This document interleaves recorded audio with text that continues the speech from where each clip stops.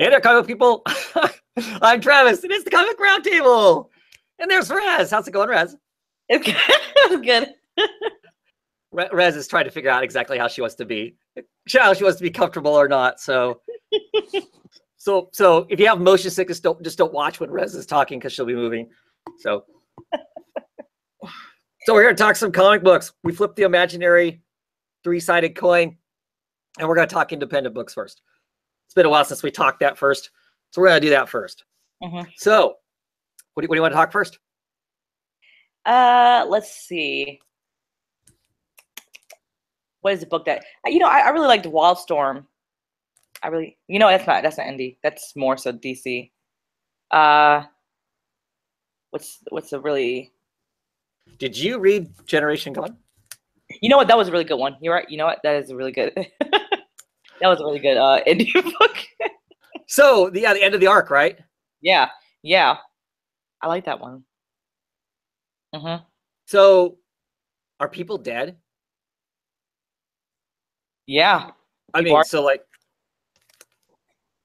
this issue is like, not that they all haven't been super violent, because I guess most of them kind of have been, right? But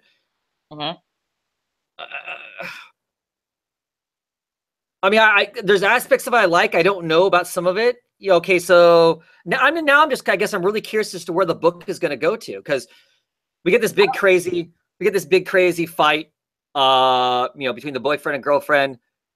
He's gonna like wreck everything. He's charging towards this nuclear power plant, right? And he's just gonna make it blow up. And obviously, if that happens, it's gonna be all kinds of disasters, right? So, the girlfriend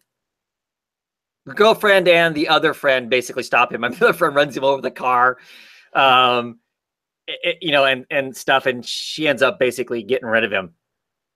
By the end of it, he says lots of more horrible stuff to her. I mean, horrible stuff. To be quite honest, I'm not gonna lie to you. I'm still reeling in from the fact that he just tore that scientist to shreds from last issue. Right. So we just go back to that because I'm not over that. I'm not over that death. Yeah. I'm still like mourning that death of that man because he created them. In essence, he's the reason why they're who they are. Why they have superpowers. Yeah, but it's super violent. I mean, this is his girlfriend, or was girlfriend, that he's literally trying to, completely choke out. She has all kinds of powers. See, I thought she could just kind of like fly and whatnot, but she clearly has strength to go with that. Maybe not as strong as this guy. This guy clearly isn't completely invulnerable, because it seemed like he was to start out with, right? It seemed like he was kind of like, you couldn't really hurt him. At one point, it seemed like he was actually gonna die, because remember when he catapulted when he was caught, when he was actually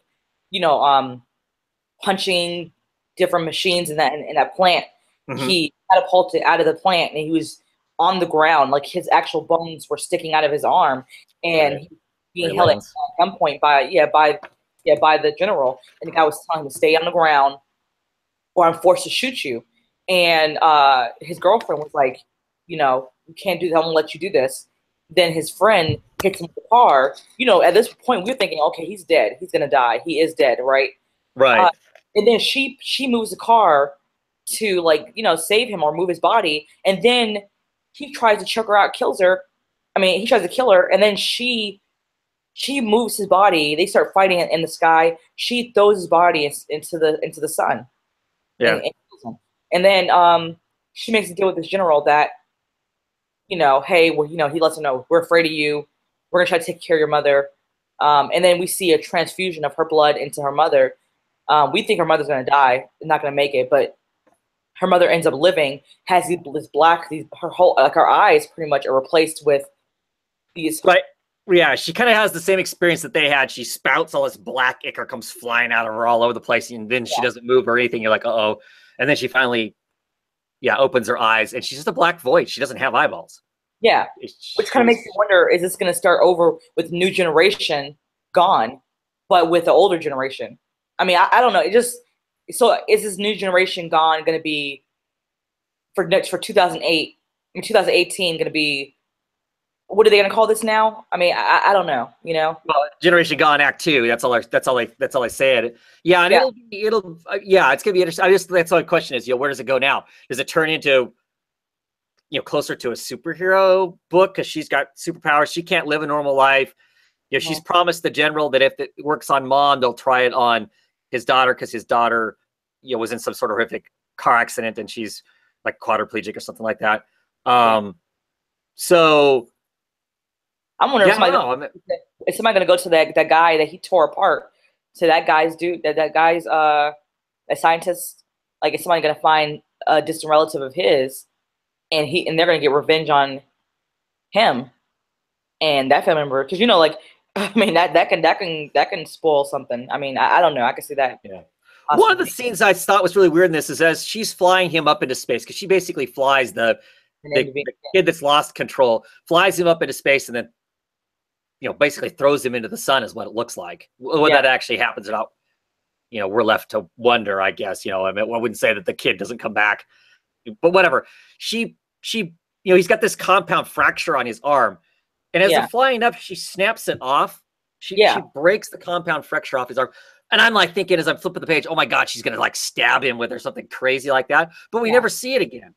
I mean, it's like, did she keep a souvenir? She stick it. Well, she can't stick it in her pocket because all of her clothes burn off.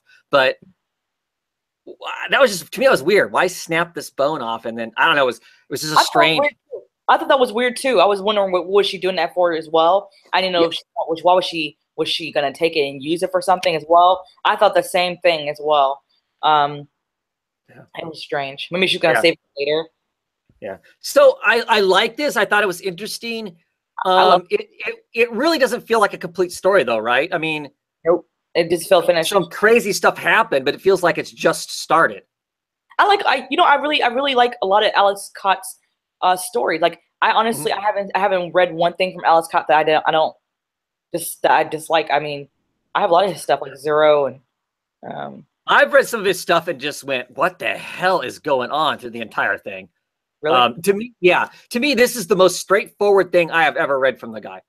Yeah. As far as it just being. No, I can totally agree on that. I can. I just really say. I mean, have you read like Change? Change it? Yeah, I have that right downstairs. Yeah. To me, that was like, as I'm reading that, I'm just going, what the hell? I mean, I enjoyed it, but that book was like, yeah, but that book was out there. Material, I enjoyed the heck out of it too, but there were aspects of that were, kind of pushing the envelope of. But it wasn't. Yeah, you're right. It wasn't as straightforward for sure. Yeah. But I did enjoy them. I'm just saying, there's nothing I've read by him that I didn't enjoy. Cool. Yeah. So I mean, like I said, I don't know when in 2018 we'll get the next whatever. I'm always suspicious when they say just kind of 2018, and it's a new book like this. Yeah. Is it going to depend on sales? If it doesn't sell well enough in singles and trades, are we ever going to see it? Will it just disappear? I hope not. I hope we'll get more. Because like I said, to me, it feels like the story has just started. The one kid disappears. He just went off the grid, basically. He has, well, other than he's making an army. He's off the grid. He's actually, I guess he's not the grid. They just can't find where he's at because he can see patterns. So, of course, he goes into the gambling joint and just, kills the place as far as taking all their money. So he says he's building an army of some sort. So which was very intriguing. I mean, in itself, because I mean, he's funding this army. Yeah, well, because I feel like there's some political stuff in the book, and I feel like there's more to come. Because we had the riot, the disenfranchised people. These kids are these young adults are disenfranchised individuals. Wanting this is what this guy was building. This is what it was all building up to. This is what he was wanting originally. He wanted this disenfranchised youth. He was looking for these underlying characteristics in their personalities. Yeah. He was looking for these children practically. So do you think like the next chapter we're gonna get the sanctioned? I'm sorry, I can't remember any of the characters' names. That's horrible. I know. The girl, is she's working for the government, so she's basically a soldier for the government. Yeah. Versus her friend who's gathering this army that he's paying for. I wonder if we're gonna I can totally see it. I can see it.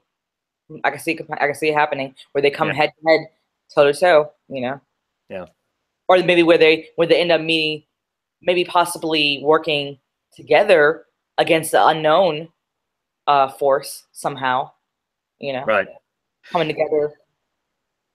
This cover to me just looks really weird. What the hell is he punching? Air. Well, I mean, I don't know. It looks like a table covered in vibration to me is what it looks like. Yeah. I have yet to figure out what that is. I mean, that's something inside the nuclear power plant, but I don't know. Weird cover. Yeah. I didn't, you know, his character was so despicable. It was so hard to even look at him, wasn't it? He was just such an awful, disgusting, very satisfying ending to him.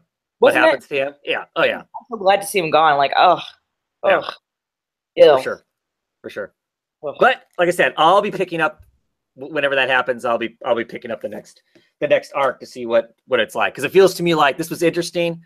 You know, kind of sets a tone for some of the stuff, but you know, now what's next? Because it feels like they just kind of briefly kind of touched on stuff. Look what the government's spending all their money on. Instead of improving human beings, the government only want to spend their money on Warcraft stuff. You know, you got the politics with the daughter and her mother, and the fact that she's got cancer, and that's basically making them destitute. They're going to lose their house. You know, all that kind of stuff. You've got the riots. You've got the riots in the streets. You've got the African American character who clearly is paying attention to what's going on in the news with, you know, all the young African Americans that are being shot. They could put more of that in there to kind of. I think so. I feel like they didn't put enough of that. I feel like they put a smidgen of it just to like. It wasn't heightened enough. I feel like it wasn't like enough to impact how he could have felt about his character. Like, I feel like they put more of that Nick's character. You know, they put more of Nick's background and about what his brother went through. Yeah, I didn't care. It feels like that was the focus of the story, though, because clearly he's the person he's the person that's out of control. I think that other stuff is just setting seeds for later stuff. I would hope.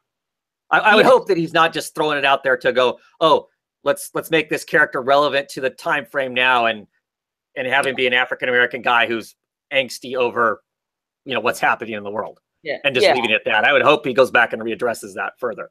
Yeah, because I felt like they really could have brought more to the table with him in these few issues that they had, because I wanted to see more about from him.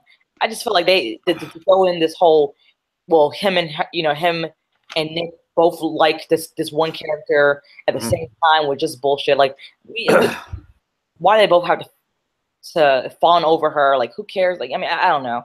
It could have. I don't know. Well, I get the whole love triangle thing. That's for me. That's cool. That's your classic storytelling in one sense or another. You know,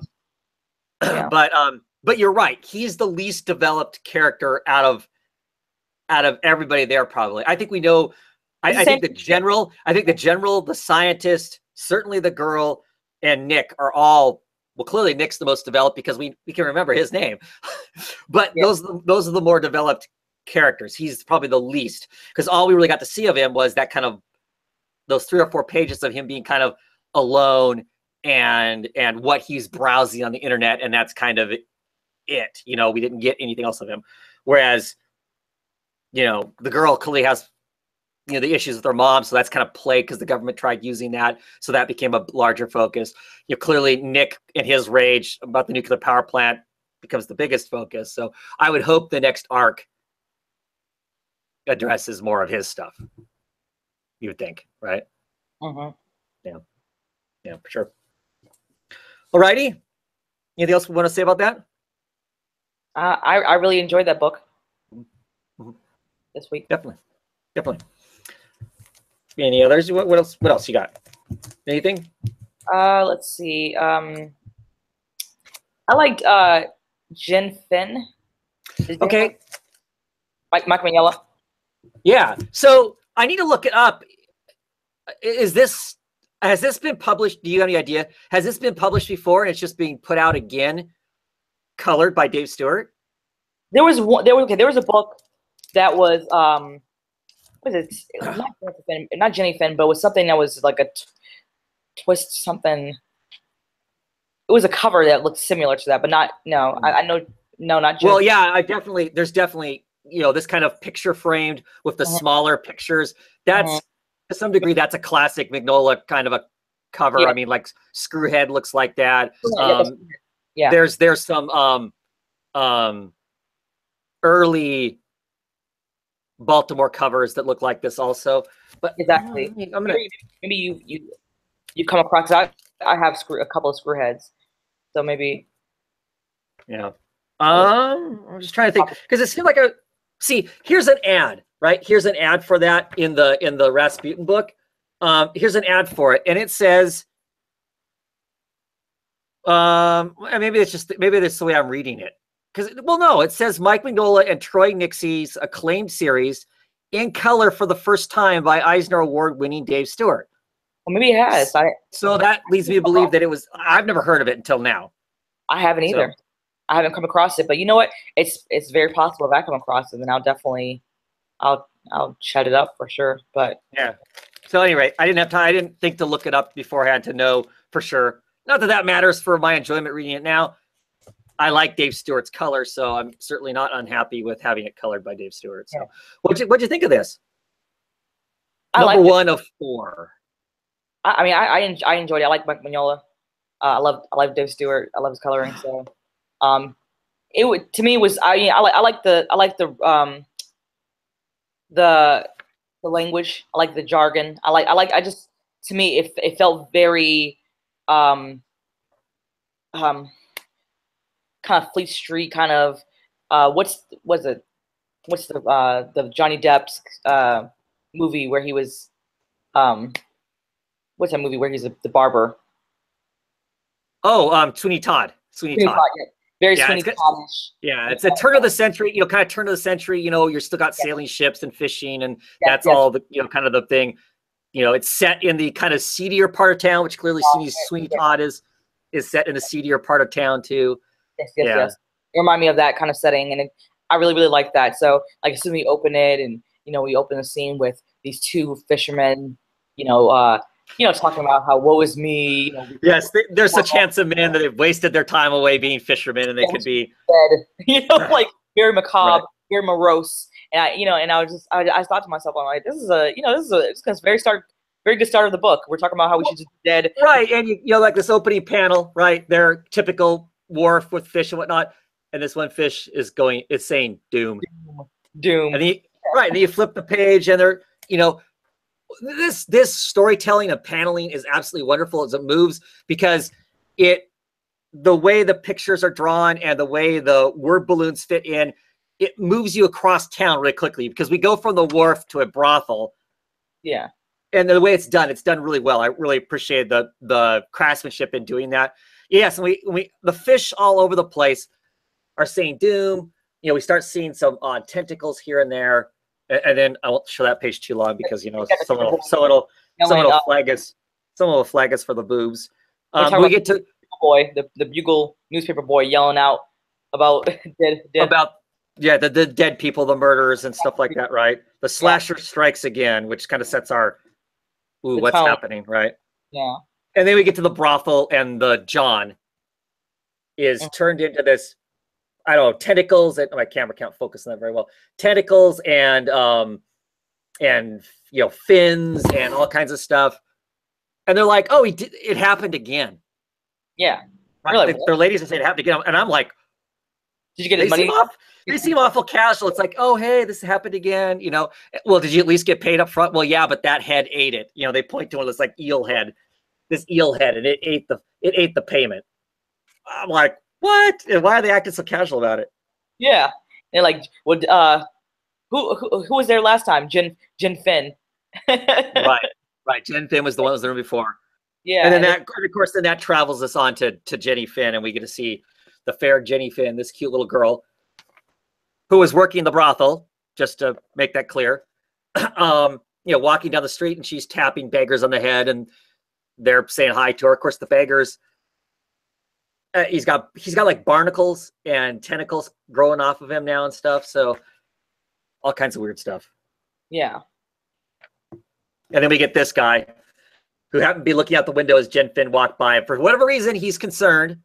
Hopefully it's for good reasons, not for bad. He's concerned this nice, fair-looking little girl is walking down, basically Jack the Ripper Street. She's walking through the equivalent of Chapel Hill or something, the seedy side of town. And he feels compelled to go and follow her and help her out. you know, walk with her and keep her safe or whatever, for whatever reason.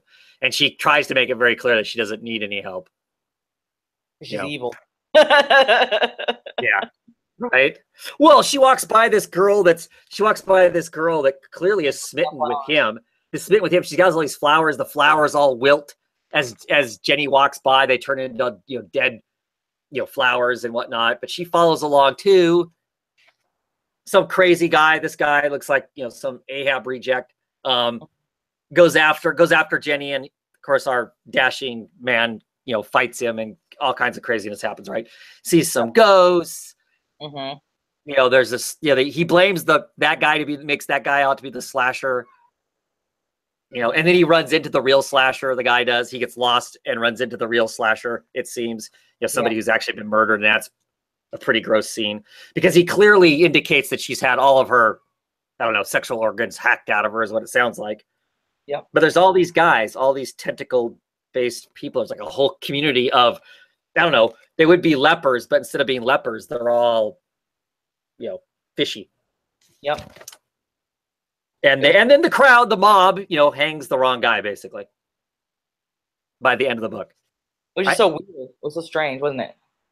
Yes and no. I mean, you know, that's how crowd mentality works, right? They think they knew who it is. Oh, he had a sword, so clearly he's the bad guy. He's the slasher, and they go and kill him off. So the one thing I have a complaint with, I did not like the lettering in this comic at all. Yeah. It is very thin. All the letters are very thin. Yeah. And I found it hard to read. So that'd be my one kind of bitch, I guess, about the comic. I don't. Yeah, that was one of my complaints as well. Like, it's just, I don't know. It's just the style of it is just not. Oh, my camera can't focus on that. I won't even try. But yeah, so that would be my one. I did not like that aspect of it, but that was interesting. I'm curious to see what's this Jenny Finn about. Why is she the one that's actually turning people into semi-fish people? And they all seem happy. They seem very happy to be turned into fish people. Well, they said she did. I thought they directly said that she made them into that. Yeah, but I don't know what that means. I mean, so if she did, I mean, how did?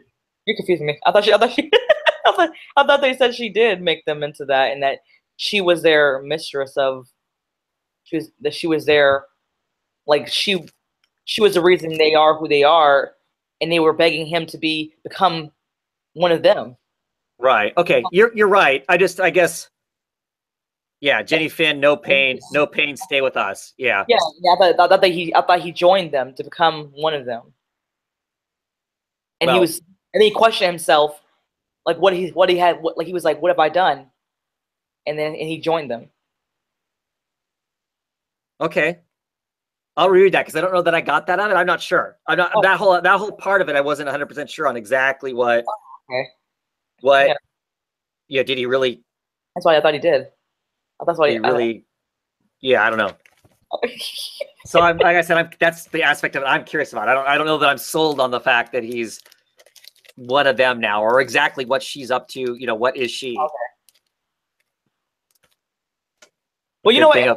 Or maybe I'm wrong. Maybe he didn't become one of them because we do have 3 issues left. Maybe he didn't. You know, but I was under the impression that he did become one of them. But you know, it could be some fight left in them. Yeah, I don't know. You know, like I said, I'll get all 4 issues. It's 4 issues. It's not. Yeah. Not a big commitment. So. Yeah. The way I order my comics, I'll have 3 before I can drop it anyway. So. Yeah, strange tale. Yeah. Yeah. But now I'm curious to see when it was originally produced. So I'll be looking that up at some point to find out when that was. Because like I said, I didn't realize that until I started to read the Rasputin book, and I saw the ad, and I'm like, you know, colored for the first time. I'm like, oh, okay, that implies that it's a book that's already been out. So, yeah, I don't know. Anyway, I'm going to transition into Rasputin. Oh, Voice of the Dragon. Did you read this? Yeah, I loved it.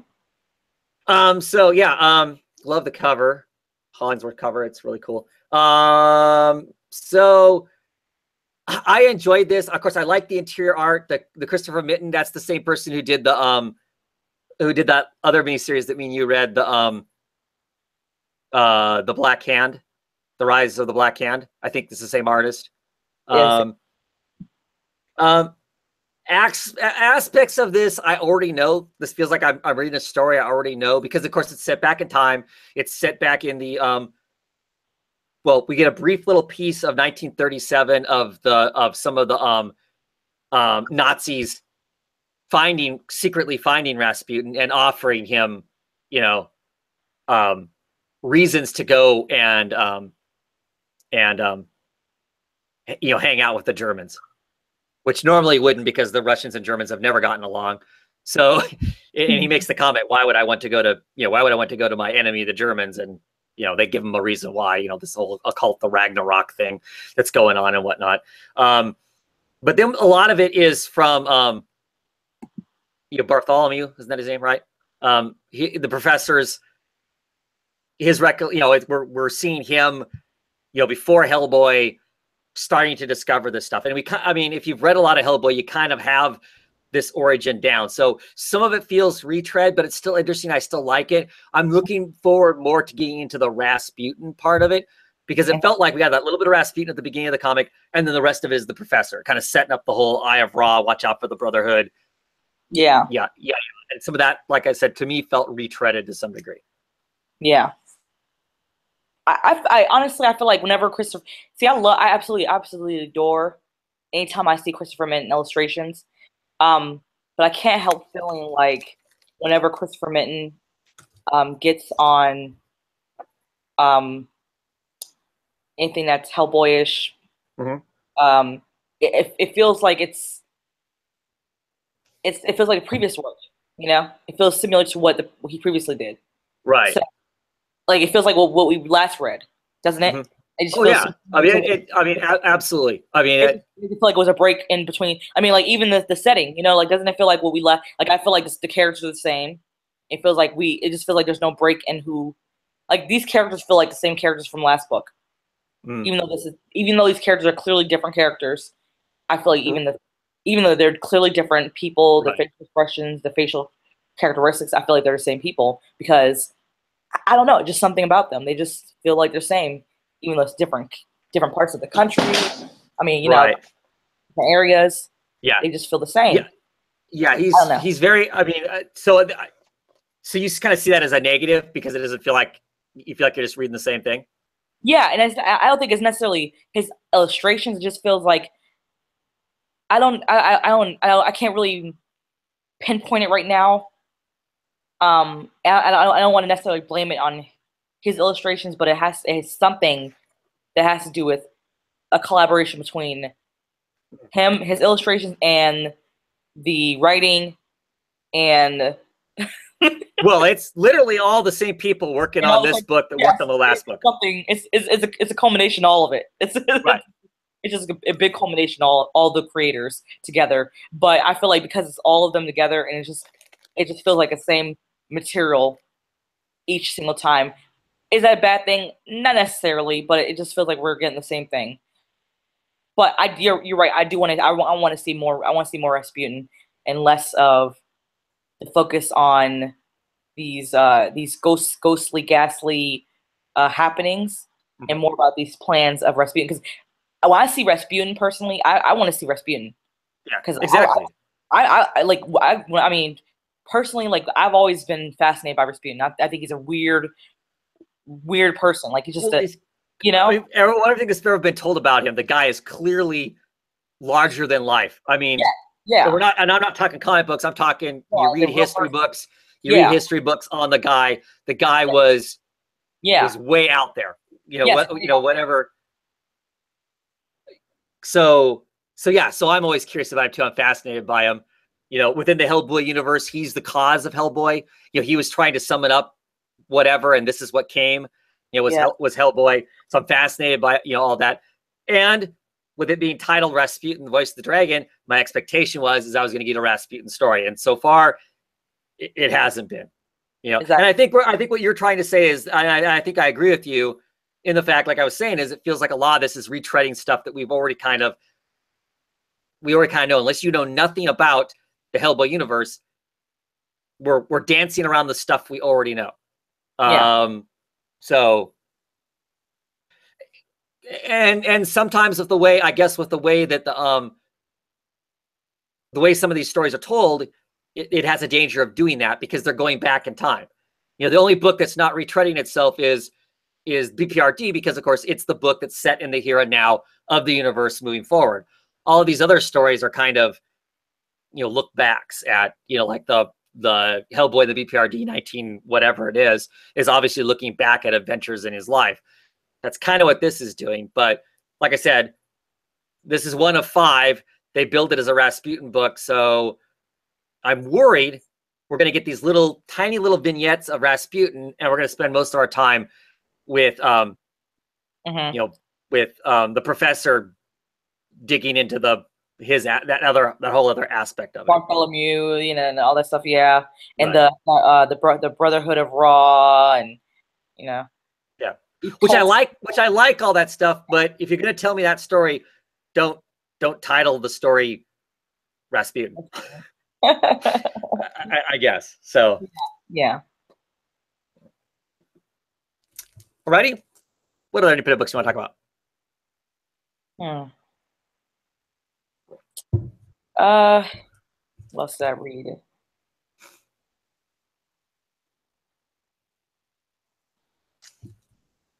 Did you read the second issue of Maestro? I did not get to that one. Okay. There was another one I read called Family Trade. Oh, Family Trade. I didn't get that. How was that? I've seen ads for it in a lot of the Image books. Yes, Family Trade. I wasn't, you know, honestly, I have to say I'm definitely not gonna carry on with that next. I'm not gonna carry on with the rest of that series. It was, I didn't find this issue to be. I feel like it's all over the place. It's not really all that great of a. So the premise of that, the Family Trade is that it's a woman who's going into the family trade of what, assassination? Is that what it is? Not necessarily assassination, but just mercenary work or what? Yeah, well, yeah, like mercenary work and thievery, and so like, you know, of you know, obtaining information, you know, and if you have to steal or kill, or whatever you have to do. And so she was supposed to obtain some information and kill someone, but she didn't go through with it. And then she was supposed to go back and finish the job. She didn't do it. And I guess her uncle, you know, felt like since she wasn't ready, he didn't want her to go and do it. And so I just felt like the second issue kind of focused on him just telling her, well, you're not ready. You know, your parents knew that you weren't really going to be really in for this kind of job. So I'm just telling you that I think you're not ready as well. And I wasn't really in for it. You know, I wasn't really feeling it. I kind of felt myself, you know, dozing off while reading it, to be quite honest. Yeah. Just even talking about it right now, it's kind of. Yeah. Okay. So not a book to continue with. Oh, I'm glad I didn't pick it up then. Yeah. Let's see. I also read Brilliant Trash. I kind of liked the title of, and it was a Tim Seeley book. So I thought, well, you know, Tim Seeley, I like some of his independent work. I'll check this out. I loved Tim Seeley, but I thought it was something else Seeley, Steve Seeley or something. No, this is Tim. Steve Seeley does like the colors or something on it. Okay, because I thought it was because I saw Seeley and I was like Tim Seeley because Tim Seeley is my favorite, and then I was right. Right. So yeah. So Aftershock comic, first issue. There's a lot going on, but I'm not sure there's anything about it that really hooked me to be excited about the book. So you got this character on the front here. I can't remember what her name is. People view her as being kind of like a terrorist. She shows up on video all over the place, basically talking about governments, about Lady Last Word is her name, about governments and about how they're controlling stuff, and you know, they try shooting her at one point, but somehow she's like invulnerable or regenerates.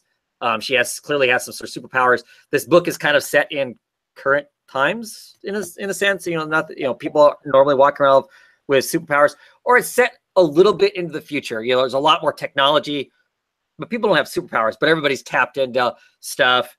So we get this kind of brief expose on her, And then it cuts to some news people who are trying to write a story on her or a blog on her. They don't think it's gonna work. And then it flips to, this guy that's clearly like a government or military guy is sneaking around looking for a man, and he's got some sort of powers. He's actually like picking up pieces of material and putting in his mouth and consuming it, and he can like tell what they were up to or whatever. And he gets jumped by some Chinese guy who can turn his hands to flame and attacks him and stuff. And they have a fight, and the Chinese guy ends up burning up. So there's some sort of weird technology stuff going on, but we're not quite sure what it is. One of the news people has a stroke. We get this guy that's in some sort of bunker, and he is feeding lollies. He's feeding dum-dums to these children, and the children like can grab his head and they can give him visions of the future. And every time the kids do that, they get older. The kids get older. So these little kids are actually walking around looking like little old men and old women. So he's kind of dubiously using them to hunt these other superpowered people down. One of the superpowered people stabs this redheaded reporter, to give her powers too. The government shows up to try and stop him. She escapes, and then we get this kind of introduction at the very end to a whole group of, I'm assuming, superpowered people. But the story is, it's not very cohesive. I mean, it's kind of, hops around, and I don't think it really gives, at least me as a reader, it didn't give me any real thing to kind of a cohesive thing to get a hold of. It just kind of threw out some ideas of things that could be out there, but not, what's the point? What's the point of the story? That doesn't seem to, I don't really have that yet. So. Do you remember his, what story? I can't remember the comic. He had 2 trades that Tim Seeley had that I remember loving them, but I remember it being so crazy. Sundowners. I love Sundowners. Oh, I love that book. I mean, I would read it and be frustrated and love it at the same time when it first was coming out, because I wasn't sure what the book was going to be. But I really did that. Does it remind you kind of Sundowners? Because I remember how much I loved it. Does it remind you of? Because I remember how crazy it was. Does it? At some point. It's not as nutty as what that is. Okay. But now that you've said that, maybe I'll pass judgment on it for now. Okay. Yeah. Because I read this one and went, I don't need to pick up anymore. I don't. Yeah. Sundowners was a little more intriguing to me. I like the art better in Sundowners. For me, the art in this is fine, but it's pretty just kind of standard. There's not any quirks about this art that make it stand out in one way or another. Whereas the artist which I'm drawing a blank right now, for Sundowners, he just had a little bit of a kind of an odd style that I liked it a little bit better. Visually. I love the art in Sundowners a lot more than that art, to be quite honest. Yeah. Yeah. So, but now that you've said that, clearly I will get issue 2 because the way it is. I may end up now ordering because I have to order comics this week. I may order the next issue too, just because of that. Because because I went back and forth on Sundowners. Because I would read it and go, oh, I liked it, and then I'd read it and go, I don't know that this book knows what the hell it's supposed to be. I felt like they were maliciously keeping the reader in the dark. This doesn't have that feel to it, though. Yeah. Because with Sundowners, I knew there had to be something going on, but it felt, like I said, it felt like Seeley was maliciously hiding it from me. This one doesn't feel like it's being maliciously hidden. It just feels like it's kind of like, we've thrown out all this crap. Now we have to kind of, make sense of it. We threw out a bunch of stuff that was supposed to be exciting. A fight between this guy with enhanced senses and stuff against a guy who can make his hands and head on fire, and that sort of stuff, and flying people, and a guy clearly with some big lion head for a body and stuff like that, but not. And the reason why I bring up Sundowners is because when you were talking about this, I instantly thought of Sundowners, because I remember how crazy Sundowners was, and I remember thinking that I loved it so much, but it was so unfinished.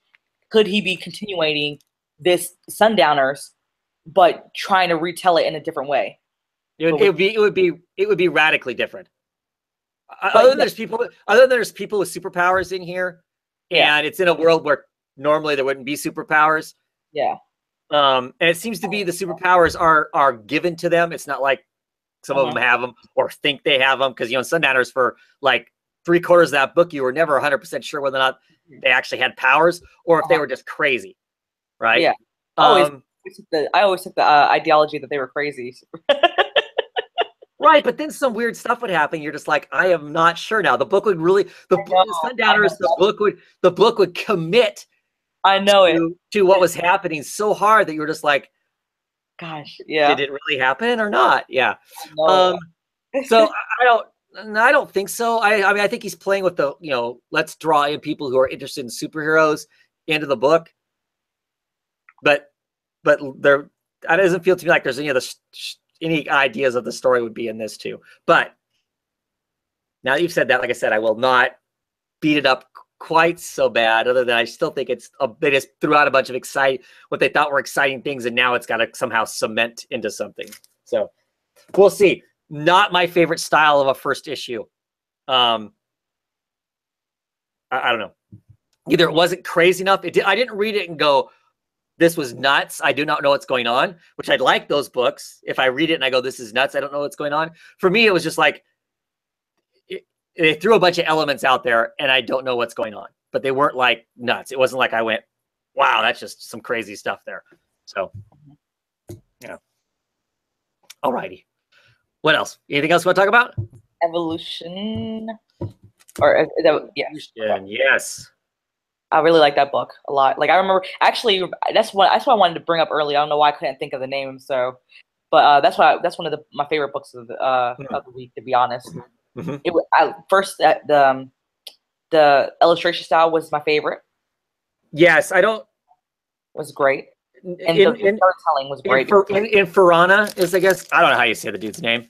Yeah, the storytelling was so great that I found myself reading this book, and I never once was tired. Like, I never once felt that I never felt myself dipping in and out of it, where I was like, I felt like, okay, I'm done reading, or when am I done?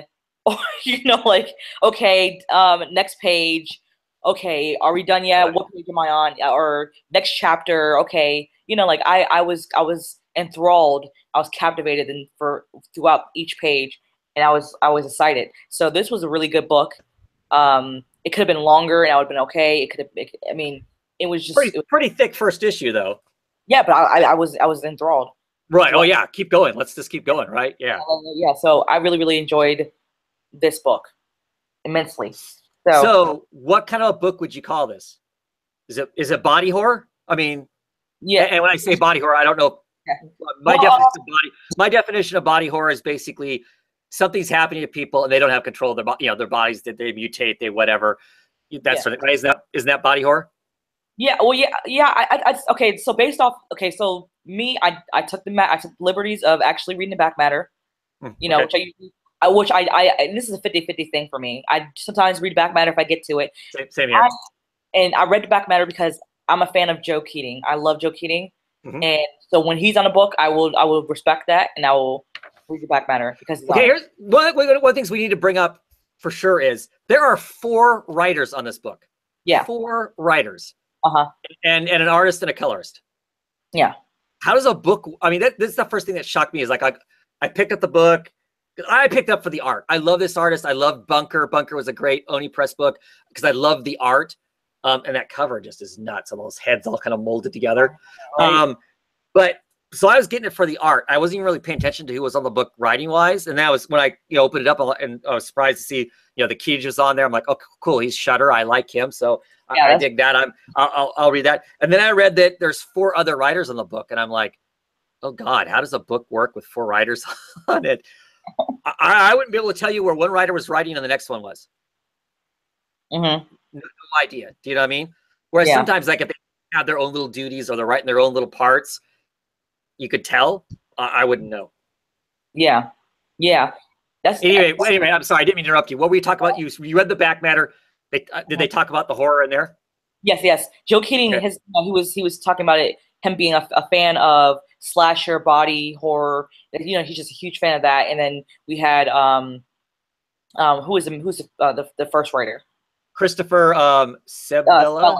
Bella saying he was a fan of was I forgot what kind of genre he was saying he was a fan of, but you know, just a fusion. They were pretty much saying they were just a fan of the fusion of the two genres that form this book.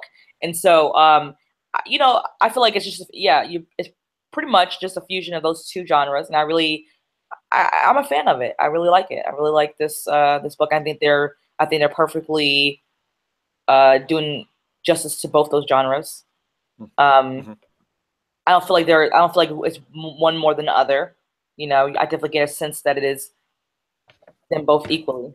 You know, got the science fiction, we got the horror there, the elements. We got like, I mean, for instance, we got that child who came in to go, you know, for the doctor's visit, right?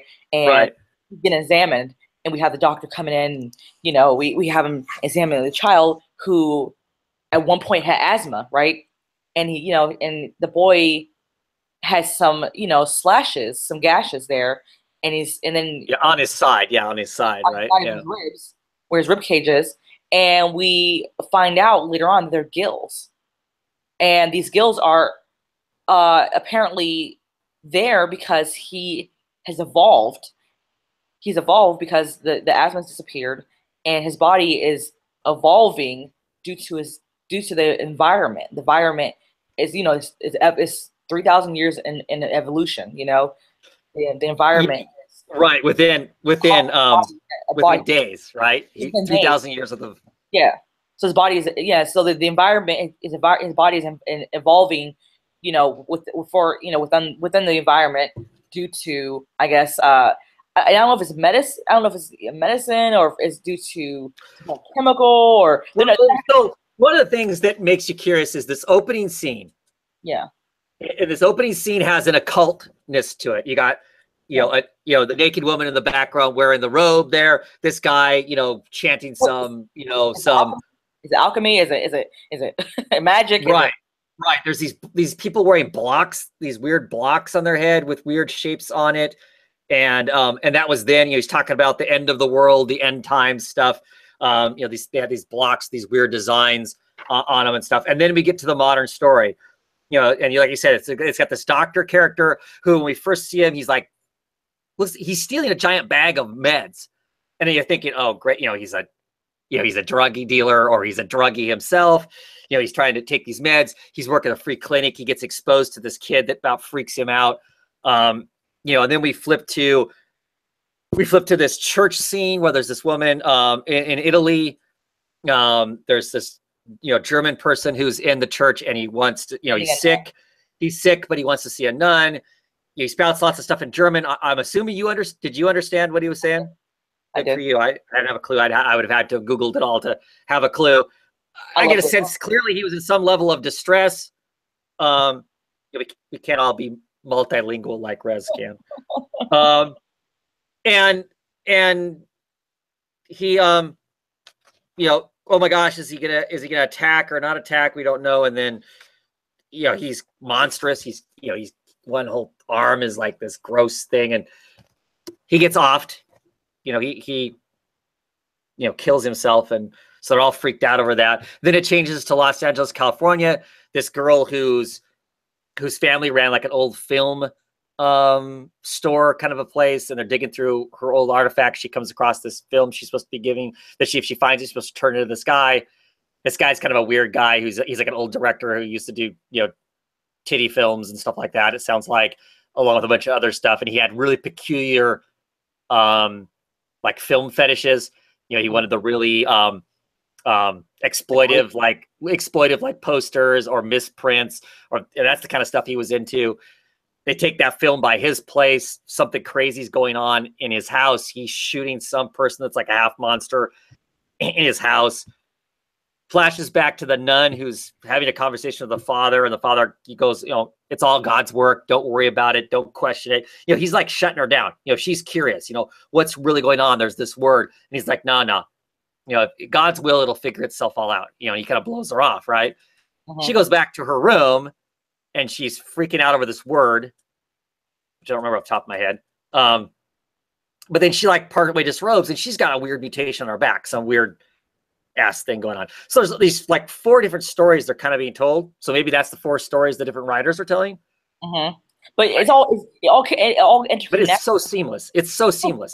That's what I was saying. I each chapter, I was so enthralled, and you could tell it was all differently. It was written in a way where it was written by someone different, but it just felt so good. It felt like it just, like you said, felt seamless. Everybody was on the same page. Clearly, everybody was on the same page. Nothing felt. It's all so goddamn right. Yeah, and Boyd's the colorist. He did an awesome job. You know, he kind of keeps the lighting for different story beats the same way, and then when something dramatic happens, suddenly, you know, the entire screen, you know, the entire panel changes. Really good. Really a great read. If you like any of this kind of horror, it's certainly recommended. For me anyway, the first issue is definitely recommended. You know, it's the standard price for comics now, $3.99. But it's oversized. I don't know how many issues. I didn't actually count pages. I think it was like 41 ish. 21. Yeah, it's a couple issues. It's a couple issues worth. You like horror and kind of, you know, creepy. Oh my God, you know, people are getting boils and weird crap on them. I highly recommend it. I am sometimes hit or miss on this style of horror. I really like this. I really like the art. Visually, to me, it's stimulating. I like that style anyway. I think it matches up really well for this kind of creepy, part dark. You know, who knows what's going on? He does that really well. That could have been a $4.99 book to me, as hardy as it was. Sure. And I would guess the next issue is going to be normal size because they just, you know, the talent can't keep up with cranking out, you know, this big of a book. But I liked it. Whereas some of the other kind of body horror type stuff we read, like Regression, for instance, that was okay, but that never really hooked me like this did. This immediately. Regression went wrong though. Regression went wrong where, I think it was missing. Well, there wasn't enough intrigue. I didn't think they kind of sold us on what it was going to be too early, maybe. That too. I think maybe too much of maybe too much bugs. yeah, and I'm not a big fan of bugs, so that I don't. I mean, maybe that's good about the book is that it make me got the scratch and the creepy crawlies. So maybe that's a good thing, but not my thing. I thought on a pack list because I was like, that's too much. It was too much bugs going on in there. Yeah. Alrighty. I want to talk about Retcon, issue number 3. Did you read issue 3? I wasn't sure if you gave up, if you were going to give up on the book or not.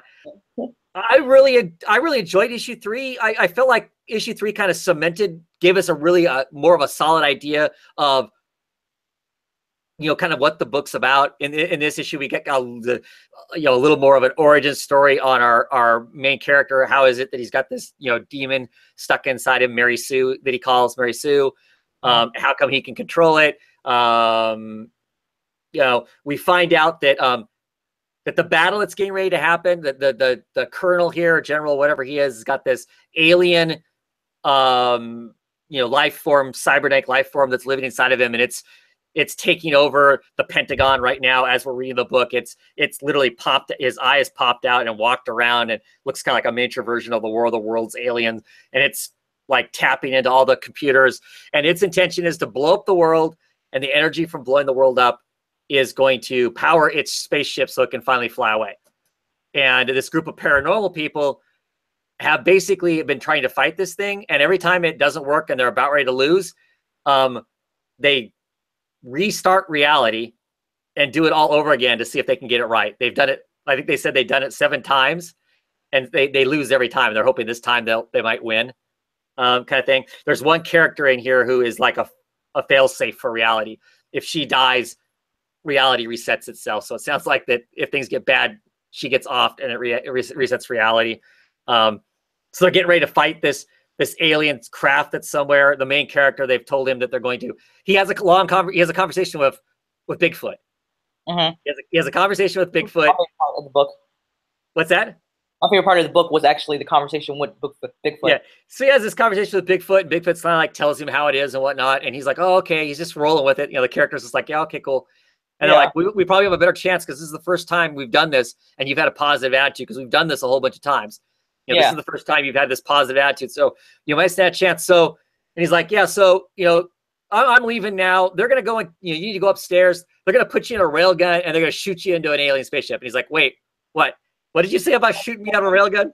You know, one of the things I really loved about the art in this issue, of course, I love all of it because this, like I said, I'm a Toby Cypress horror, I guess. But there's one point after he's done talking to here. I love this picture because it's that classic Bigfoot picture, you know, of him running through the woods.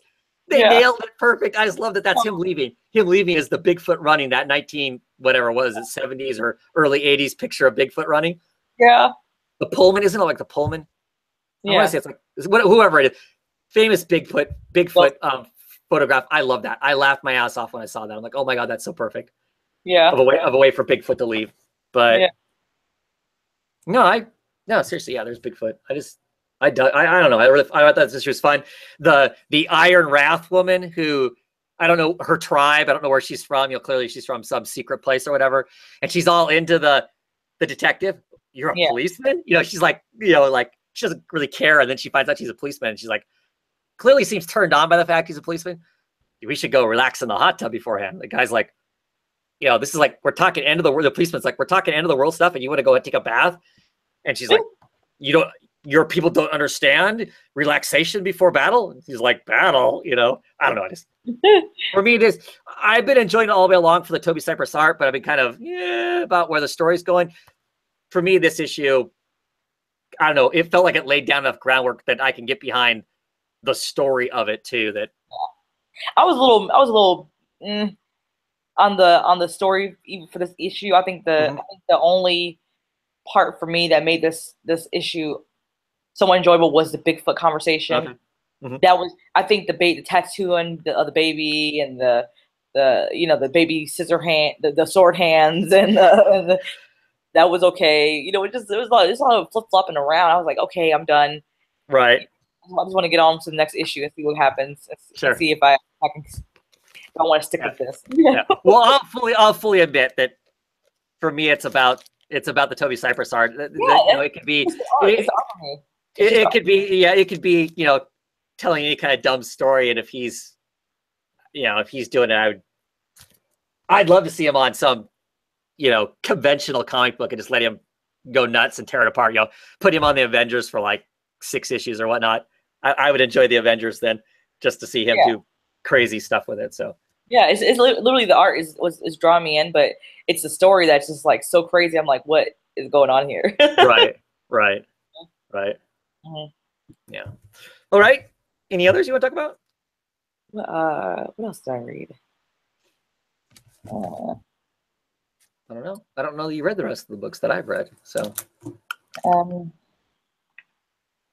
think you're thinking I'm going to briefly talk about Maestro, even though you haven't read issue 2, just to say that whereas first issue was kind of like, you know, very, very rated M, Harry Potter-esque-ness to it in a lot of ways, you know, some elements of it. This one doesn't have any of that kind of stuff in it. It, you know, it doesn't, you know, so if you were entertained or titillated by issue 1, issue 2 does not have that stuff in it. But I still found it amusing. You know, the character kind of takes on his role of being the new, you know, king of Magic Land, and he hated the way it was run, so he changes the way everything is. Of course, that upsets the balance of all the people that are there. You do find out who's responsible kind of for wiping out his family, and he's a sucker. He's a sucker for a good-looking girl. The art in this book continues to be amazing. Steve Skrois is, I mean, that cover and all the detail and all those wonderful hands and everything is the art that's inside. I mean, it is that through and through.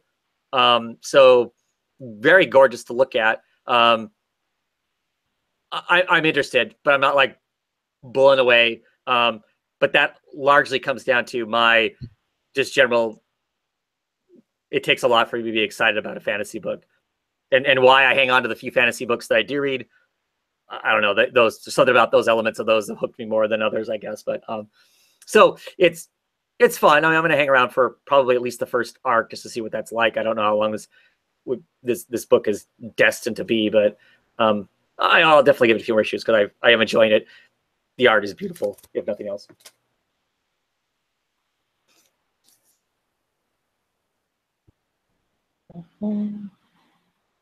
Still looking? Yeah, I only got I got one DC left. Okay, so me and Rez talked a little bit about this off air. This is American Way, those of above and below. We think we decided that Rez must have missed an issue because she started to read this one. I wasn't sure exactly what was going on. It feels to me like, I mean, I don't know if it's true or not, but it feels to me like that there was a longer break between issue 3 and issue 4. Maybe not. Maybe it was just a long month, and it seems like all the other books come out a lot faster. I'm not exactly sure on that. One way or the other. I'm still enjoying the book. It's interesting. It's kind of like a somewhat political thriller. It's set in the like early to mid 70s. There's all the kind of stuff that was going on in America during that time.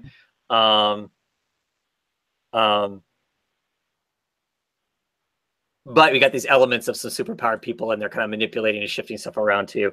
I wasn't blown away by the issue. I'm enjoying it.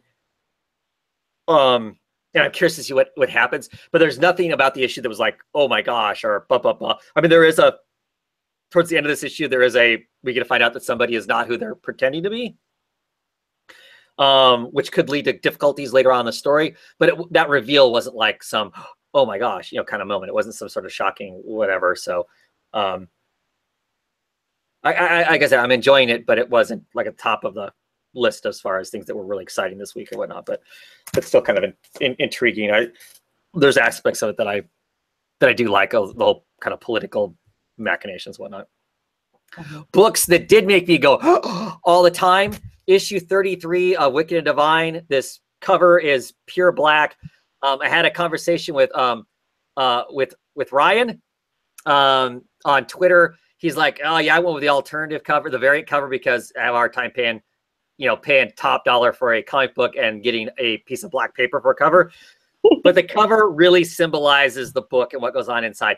I kid you not, every other page in this issue was either an oh shit or an oh moment. It was completely nuts. Tons of payoff for this thing.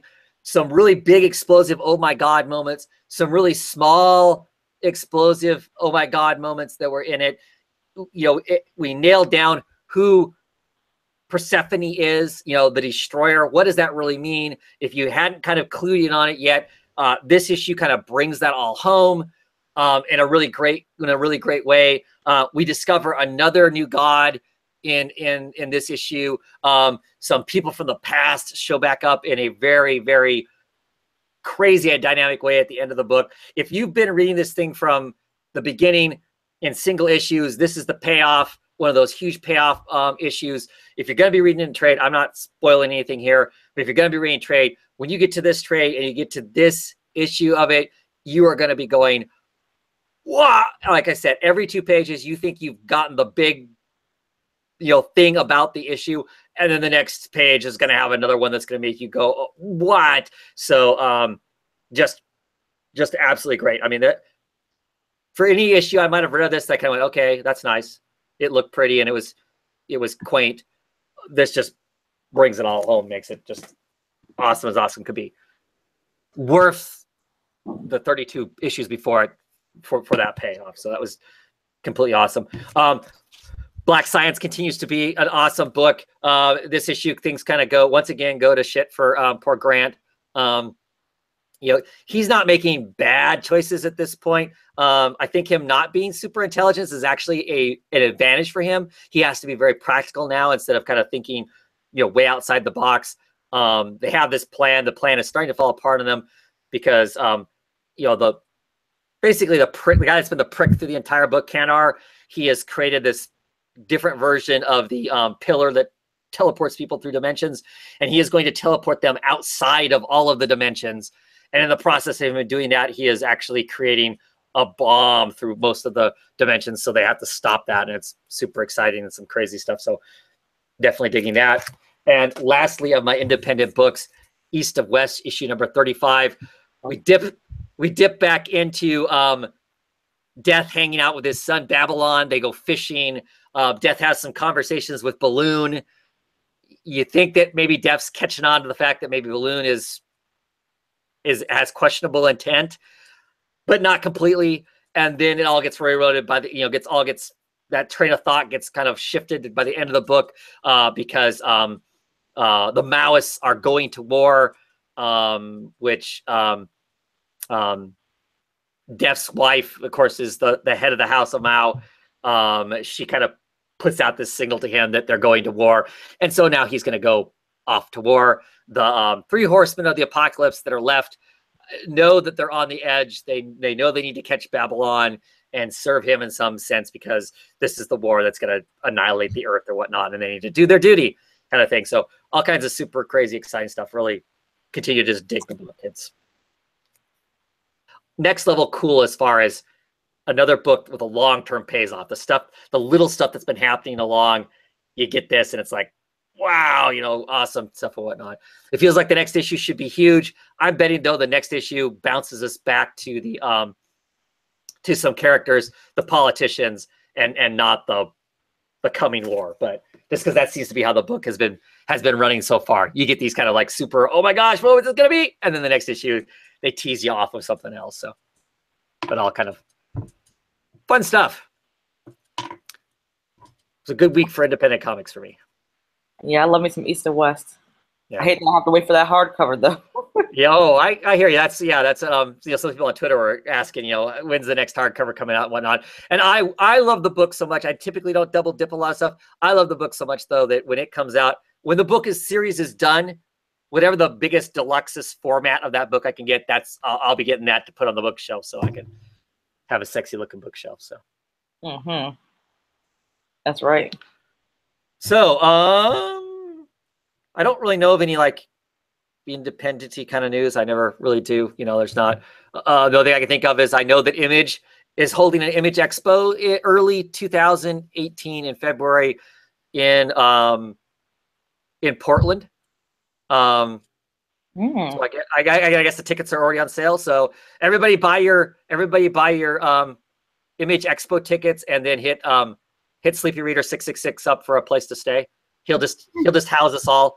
Yeah. We should get like 100 of us together to show up at his place and crash in his basement or something. I don't know. I'm gonna say that. I don't know if the new house has a basement, but at any rate, yeah. So it's like a Wednesday though. It's like a weird day. It's like it's on a Wednesday. I told him he just needed to like call in sick for work. Tell him he had tell work he has a vision problem. He can't envision himself coming to work that day and go to the Image Expo instead. I've always wanted to. One year when I was going to Emerald City Comic Con, they had it there in Seattle, and they had it like 2 days the day before the con, but they didn't let us know that's what they were doing until like a couple of weeks beforehand. So it was impossible to get hotel rooms to extend to go see that because the hotel rooms were already all filled up and whatnot. So I ended up missing it. I'd like to go to one sometime and see all those creators telling us the new books or whatever. So yeah. So that'll be I guess that'll be something to look forward to in February, is seeing what gets announced there or whatnot. But other than that, I don't have any other independent kind of news. So you want to talk what? You want to talk DC next? Because you have one DC book, right? Wildstorm. Wildstorm. Which, did you read this and the first thought that went through your mind was, why isn't Michael Cray book like this? Yeah, exactly. 2 pages in, I was thinking, oh, man, I immediately went back to their book and went, why can't it be like this book is? Exactly. I was thinking, exactly what I was thinking. I was like, damn, seriously? Like, really? No. So what do you think? Okay. I really like this issue. I mean, I feel like something's gonna happen to that chief. The chief. What is it? Is Chiefs? It's not chief director. She's What's it? Yeah, because there's the director, there's the deputy director, and then she is a chief something. Yeah. I'm not sure. She's below, whatever her. Yeah, her title. It's Chief King. Yeah. Chief King. Okay, so I think something happened to Chief King. I think something happened to her because she's being underhanded, and she's doing something she's not supposed to do, and he knows she's doing something, but she's not letting up on it. And I feel like something's gonna happen to her, and she doesn't quite know what. I mean, I just feel like she's gonna get caught up. Yeah, because what she's doing is she's got a secret room that only certain people are allowed into that are under her. They record nothing. They write nothing down. Everything is destroyed. Nothing leaves the room. It's like a red room. They call it something like a red room. And they are wargaming how to break into Skylab, which of course is the alien people that are up, floating around up above us that we're not supposed to mess with.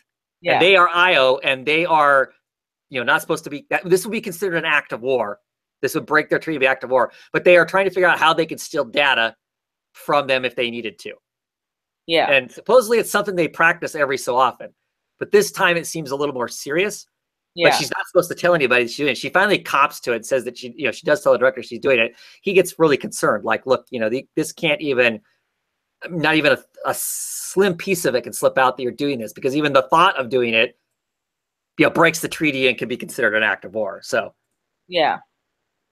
And Mitch, and this whole thing with Mitch, though, gosh, Mitch, he's like he's doing share writing. I mean, the tender. Well, he's doing all the stuff that all of us do. That's the funny thing, is right. I know, but he knows he can't do it. He's using all the apps, the stuff that all of us use. But these are the people that are like, these are like the ghosts behind the ghosts. They know that all these apps are, tracking people and logging all your information. So he leaves that night to go home. He's sitting there with his phone, and the chief shows up, and she's like, what are you doing? And he's like, oh, I'm using Uber, basically the equivalent of Uber, to get a ride. You can't do that. You know all the data they collect on you. It's actually called, the name of it is it's so vulgar. It's like Overshare. What's it? I think Overshare or something like that. Yeah, Overshare. Yeah, it's like Overshare is what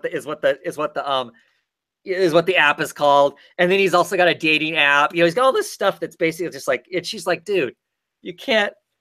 I love the fact that she references some like action hero that he really likes. Would he do that? No. See, yeah. So you think Mitch is going to end up being the bomb? That he's going to be the leak that screws everything up, whether he knows it or not? I really do. I feel like it's gonna happen. And so I feel like, I just feel like Mitch is gonna end up getting her in trouble somehow. It's gonna bite her in the ass. Yeah, because he's the person that's running the room. He's the person that's running the red room. And his excuse is like, look, when I'm in here, when I'm at work, I'm at work. I can't talk about nothing. When I'm out here, I just want to be a normal person. I know I can't talk about work, but I just want to be a normal person. And she's like, you can't do that, man. Yeah. Tinderbox, dating made easy. And he's like, yeah, right. But you're right, it's Overshare. That's what it was called. The app, the driving app was Overshare. Yeah. And that's gonna bite him in the ass for wanting to be that normal person, knowing that he isn't working a normal job, So right. It's poor Mitch. Yeah. It's intriguing. Hey ho. Yeah. And then a large portion of this book is this silent, like, samurai movie equivalent. God, that was my favorite part of the book, actually. Yeah. So we get this guy who was kind of the first issue we introduced him was last issue, kind of a prick, kind of an arrogant. We find out why he's an alien race. He was like the slave of the slaves, the people at the very front. It's curious how they subtly tell us stuff about the culture of the aliens. Like his name is like super long with a U in the middle of it. And I guess that's like the most insulting, grossest thing ever. And if you've got a one-syllable name, you're like the upper crust, right? It's kind of this description of this thing. And he's like, well, if I can drink champagne, I'm going to whenever I can, because I'm going to enjoy everything I can because I was so smart early on. He wants caviar with a dolphin on top or something right. Kind of weird. And he's watching this rain come down. It's like, the memory. And then we get this giant, long, awesome, kung fu samurai. He meets this wagon. He fights a bunch of people. I mean, he cuts them all in, cuts them all down in half. I mean, it looks like some, crazy, kung fu samurai movie kind of thing. I loved it, even though there's no words through most of it. And it ends with him basically telling the guy that's running the wagon that he needs to protect the technology better. And inside this wagon is this little I don't know, egg-shaped, head-shaped. I don't know what that is. That turns up later on. It's actually setting in the lab of our Wildcat people. I don't know. I can't remember what they're called. What are they called? I can't remember what that group is called. With our character here, and that thing is actually sitting on the table right there. So all kinds of interesting. I mean, I really like the book. It's really intriguing. Yeah, it's extremely intriguing, indeed. Good, sir. Very good. Very good. Continues to be very good stuff for sure. Yeah. And no voodoo in this one again, but there is a if you look at one of the backgrounds, there's like an ad or a poster for voodoo on one of the things. So I'm still really curious, because we got introduced to her in that very first issue.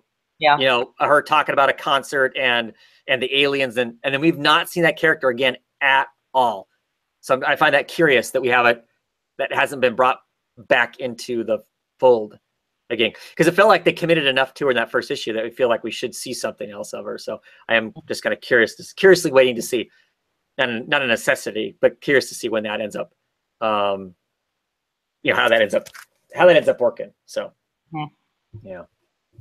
I'll kind of quickly roll through my other DC books because I know you don't have any others. So Batman issue 35. This is the final of the Rules of Engagement. The issue is largely Catwoman and Talia sword fighting each other.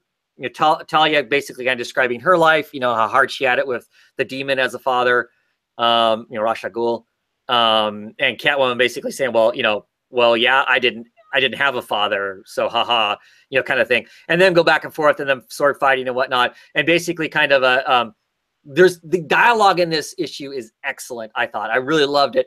From Talia's perspective, she was looking to mate and marry the detective Batman because she thought that he is the closest thing to being like her. She is basically perfect, and he is the closest thing to that. And Catwoman's reply to that is, "Oh, honey, this man is so broken. He is broken in so many ways. He is always going to be broken. He is still hanging on to a promise he made to himself when he was a 10-year-old to fight all villains, and he's going to live up to that promise before he lives up to anything else. And despite him being a broken man, I love that broken man, and I love everything about that broken man kind of thing. I really loved that. I really liked the dialogue, and it was really good. There's also some great dialogue in here between Dick Grayson and Damian Wayne, kind of about the whole wedding thing. Why is he doing it? They kind of talk about the fact that the one thing Bruce doesn't seem to be is happy. That he's the first, when they go into any kind of a fight, he's always the first person to bleed. He is the most giving. He is the most helping of all things, but he has a horrible time asking for help and asking for his own, and to be happy, you kind of have to ask for it. And so this is a real challenge for him, and that's why he didn't invite anybody. But anyway, it ends up working out. It seems like they've kind of settled that kind of stuff. We get some really kind of funny dialogue at the end of this. They're kind of walking off into the desert to leave after this whole incident has happened. And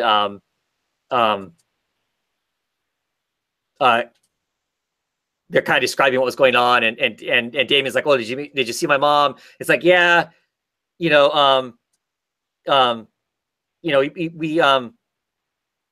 met your mom, and we got in a sword fight. I stabbed her in the back. She stabbed, your dad in the back." And he's like, and Damien's like, "Well, the more things change, the more things they don't," kind of thing. I just really like the dialogue in this issue. And sometimes the dialogue is some of the stuff I've struggled with the King Batman, but in this issue it was excellent. I just really enjoyed that and enjoyed it all the way around. So fun stuff as far as Batman goes. I'm quickly looking at the comments. Mike is in the comments, Sergeant America, and he was saying he's had a crazy day at work, but he's saying that the Bat Who Laughs, great art, and he's still thinking about the story. I've heard lots of people that's one of the metal tie-ins. It's like a one shot, and I've heard lots of people are just like absolutely loving that issue, like it's sold out crazy. Is that Rosmo art? I think Riley Rosmo does the art on that, which of course makes it cool too. Yeah, I thought Riley Rossimo does that art. Yeah, for that issue, it's a single shot and whatnot. And of course, it's like an alternate reality Batman with all kinds of crazy stuff. But I don't know what's going on in it. But everybody's like, oh my gosh, this is awesome. So I will have to maybe someday when it's in the cheap bins, if it ever makes it to the cheap bins, I'll pick up that single issue because I'm really not interested in the metal stuff. But yeah, that sounds like it's pretty awesome. So. Batwoman was fun. It's just a giant dip into her being dosed by fear gas from the Scarecrow. So she's kind of, Kate Kane's kind of battling her way out of that. So it's this kind of psycho, dangerous Alice in Wonderland, kind of a thing. But I enjoyed it. It was fun. I mean, not mind blowing or anything like that, but it's Batwoman for me has become a decent comic to read and just kind of enjoy and stuff. So it's been fun. Super Sons, even though not done by the great artist who normally does the book, was fun. This issue they pick up this issue they are awarded a secret base. The two of them have a secret base under the water. It's kind of their own little fortress of attitude, as they like to call it, and whatnot. And the interaction between the boys is just great. There's some interaction between Bruce and Clark that's fun too, but it's really about these two kids. They're just a riot, and I love this comic dearly just for the laughs and giggles that these two boys get themselves into, which is just a lot of fun. So, looks like John DeCosta's in the comments too, and Batman Who's Laugh was full of luscious notes of fruit and spices. Mike is what John says. See, we clearly, and Luke is saying Gotham Central is saying that he had a man crush on it. So clearly, we missed out not picking that book up. Oh, wow. So, yeah. And finally, Superman, more of the Imperialist Lex. We finally get the super family together. It's kind of fun watching them all kind of romp around the different aspects of Acropolis. We'll see when it's next. It was a decent issue. Superman is starting to lose its shine for me, though. It's not as fun a book as what it was when it first came out. So I don't know if I'm going to hang around. Rumor has it that everybody kind of expects that this is the book that Brian Michael Bendis is going to go to when he comes over to DC. I might hang around just to see what he might do with a Superman book. But yeah, I don't know. So, well, we'll see. Haven't completely decided on that. So, DC news. I can't really think of anything. I'm kind of watching the comments too, and they're just more talking about how awesome that book is. So clearly we screwed up not picking that book up. I don't know of any DC news. I can't think of anything. Oh, other than that the Justice League movie came out this weekend, right? Yeah.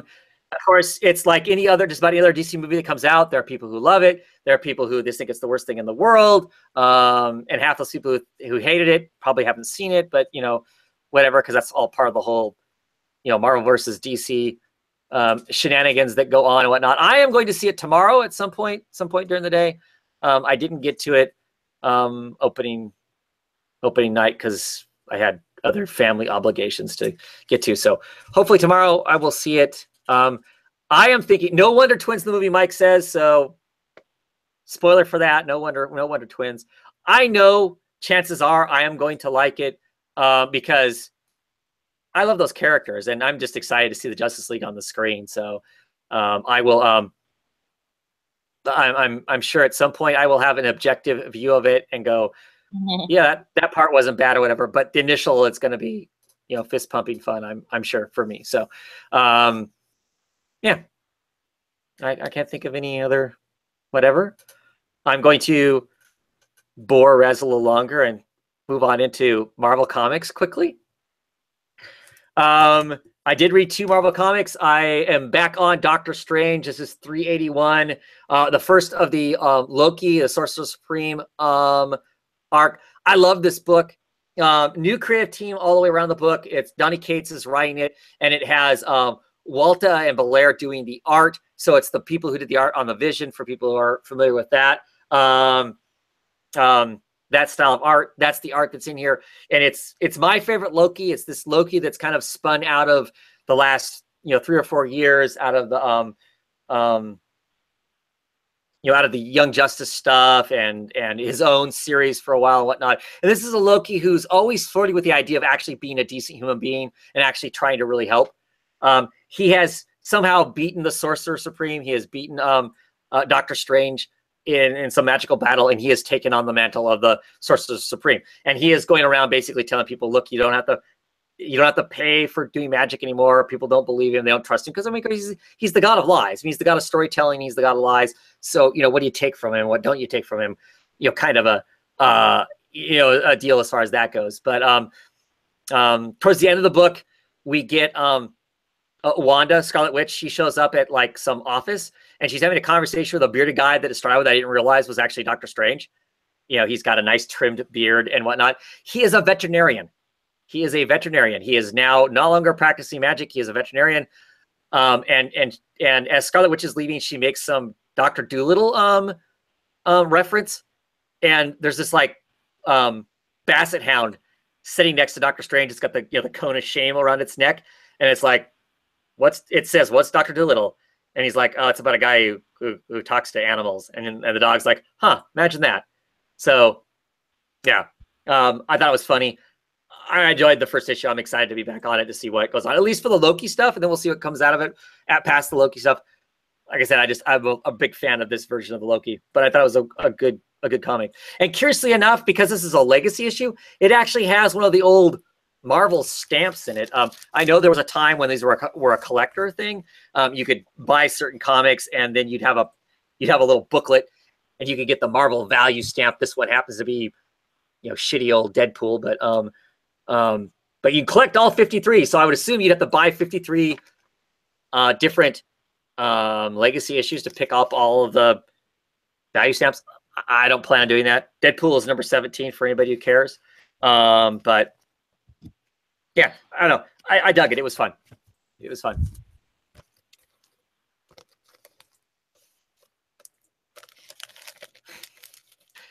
John is saying that his shop owner tried convincing him to buy the book. John wasn't having it. So, and finally, my last book this week I'll talk about is Hawkeye issue number 12. Love this book. Always super fun. This issue was a blast because it had Laurie in it. It had so it had Wolverine in it, and it had, I don't know, little Wolverine. Gabby is her name. They're both clones of Wolverine, is my understanding. Of course, X-23 is currently, is Wolverine now. Kate's doing some investigating on clones, goes to this bar, and that's where she runs into the two of them. They're like being thrown out the windows, and there's a big, superhero, super villain battle inside of it, which is fun. The banter between the three characters is awesome. It's just like I said, the book is a joy to read. I laughed through it. It's got some interesting moments as far as the storyline goes and whatnot. And the characters are super charming. Like I said, I just keep thinking that people should be picking up the book. If you're not picking up singles, pick up a trade or whatever. If you're interested in superhero kind of books, it's just a lot of fun. It's just a good romp all the way around. And at the end of this, we get the other Hawkeye shows up in it. Kate's decided that she really needs to start asking people for help. So she calls up Clint, who happens to be calling on her at the same time. And so at the end of it, we've got the two Hawkeyes potentially teaming up to help each other out. So we'll see where that story goes. But it'd really be fun. And DC news type stuff. Punisher came out the same day as Justice League did. I have watched the first 3 episodes of Punisher. I have to say, bearded Frank Castle is pretty badass looking. Unfortunately, it does not last, but he goes back to the whole shaved head, shaved face, crazy man thing. But 3 issues in, I'm enjoying it. I don't see the longevity of a Punisher TV show just because he's relatively one note. You kind of have to figure out what to do around him to not make him one note. So I don't know what the longevity of like a Punisher franchise is, but I like the first 3 issues. I'm curious to see what happens with it after that. So I have some Marvel news. Yeah, what's that? The Deadpool teaser came out about 2 days ago. That's right. I haven't seen it. Have you seen Yeah, it? I sure have. It was pretty. So is it the Bob Ross one? Yeah, yeah. It Right. was. It was damn good. I watched it 4 times already. It was so good. It was so good. So definitely highly recommend it if you haven't seen it. It's awesome. No, I haven't. But to tell you the truth, I haven't seen the first Deadpool movie. What? Yes. I saw it 6 times. I saw it like. See, I love. I don't. People don't understand my level of hate for Deadpool. I love Ryan Reynolds. I love him. And everybody keeps telling me it does not. Everybody keeps telling me it does not. That even if you hate Deadpool, you should watch it because it's funny. Yeah, it is. But it's funny. It's like Ryan Reynolds, like he does. He is like, it's just wonderful. It's honestly, I love it. Like I don't know.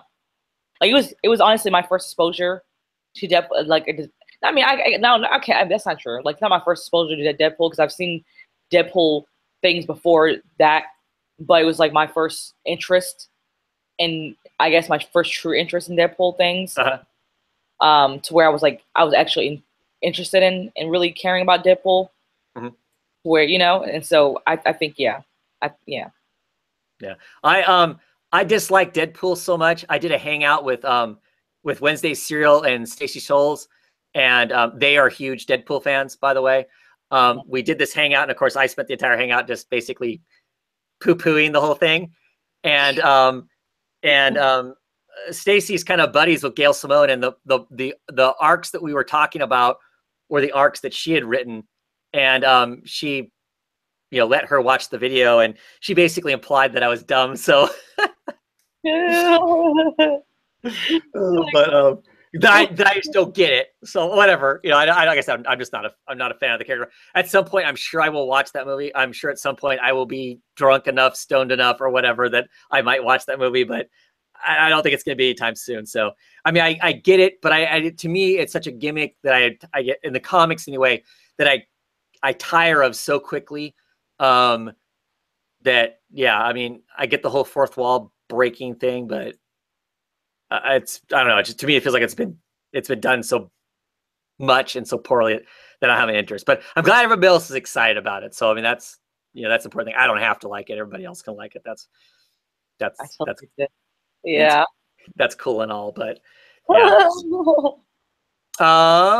Other Marvel news. Marvel, I don't know the circumstances, but Alonso stepped down as EIC, whatever it is,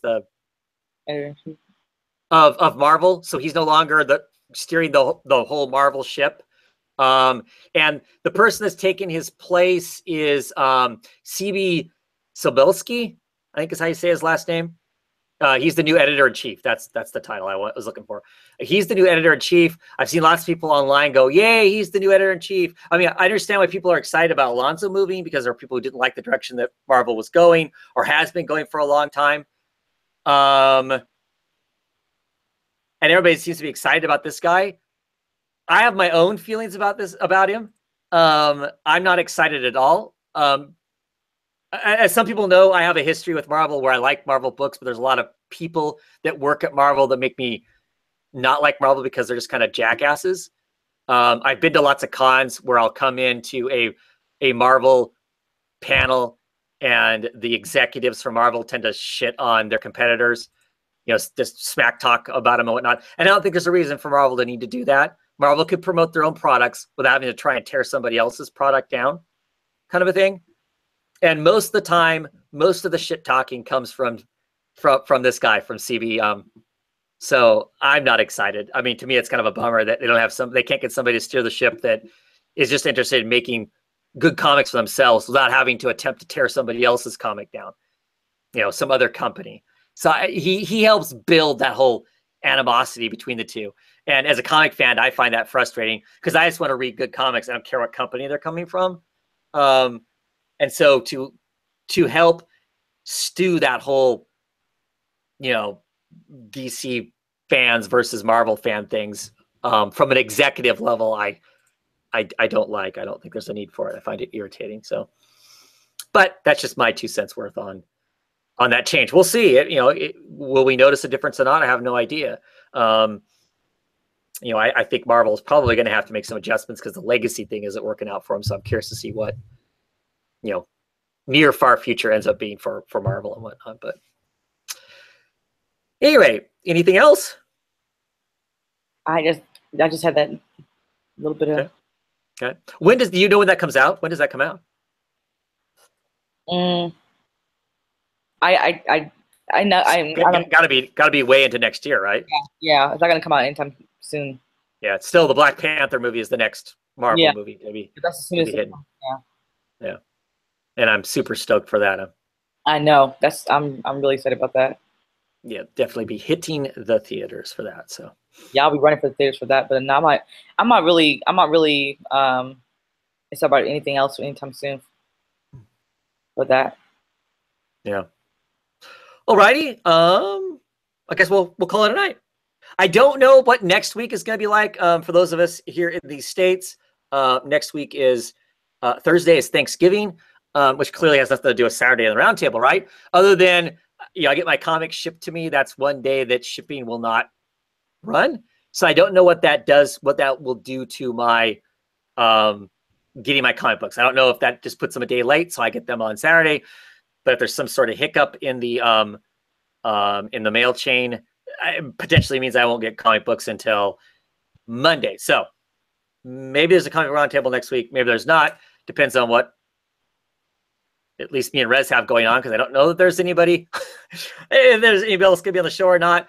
Maybe we'll, if we're feeling like it, maybe we'll do a free for all kind of a show where we just talk about whatever comic book wise. I don't know. We'll talk that out and figure out what we're going to do with that. But potentially there's not a comic book roundtable just because I don't know that I'm going to have comic books. So anyway, with that, thanks for coming on and talking comics, Rez. Yeah, as always. Thank you guys that came into the comments and chatted for a little bit. Always appreciate you being here and giving us your what you're reading and your ideas and whatnot. And of course, everybody who watches the show after the fact and comments and whatever, we always appreciate it. Until next time, whenever that is, have a great night, everybody.